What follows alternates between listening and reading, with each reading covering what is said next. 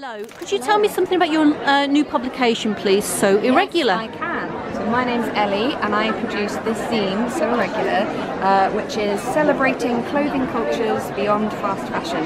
I'm basically a very enthusiastic maker and upcycler myself, but I'm even more enthusiastic about hearing lots of other people's stories about what they get up to.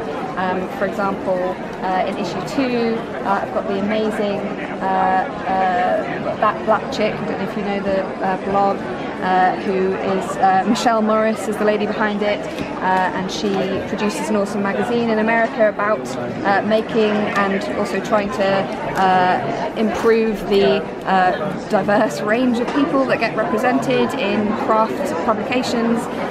She's just an absolute inspiration, and there's lots of people's stories about using craft as a sort of mental health resource, so the therapeutic benefits of making, or sort of how to use it in an education setting.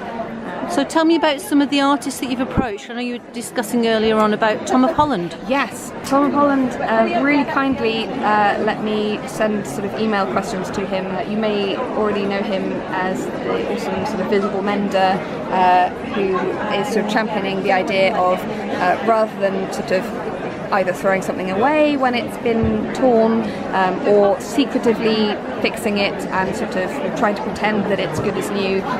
He is promoting this idea of making men's into a new creative sort of way of improving and sort of adding value to a piece of clothing. And so I'm just sort of sharing his wonderful ideas, and also this is an illustration done by an awesome illustrator, who let me use her work. So do you illustrate the whole thing yourself, or do you have... So that's an example where someone else has come in and really kindly made work to illustrate and support an article. The first issue I illustrated completely on my own, and a lot of the second issue is my own drawings, but I have joint hypermobility, which means that drawing sometimes is painful, so I'm trying to get other people to, if they're interested, produce art as well, so we can collaborate. It's not just me. So how many publications have you created so far? I've only got 2 issues so far, so it's a real baby zine at the moment.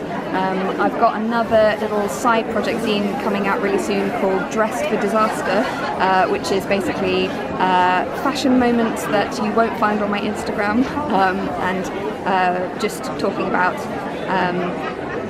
events in my life where something's gone wrong or been a bit messy and chaotic, and then what was I wearing, and telling stories autobiographically through clothing.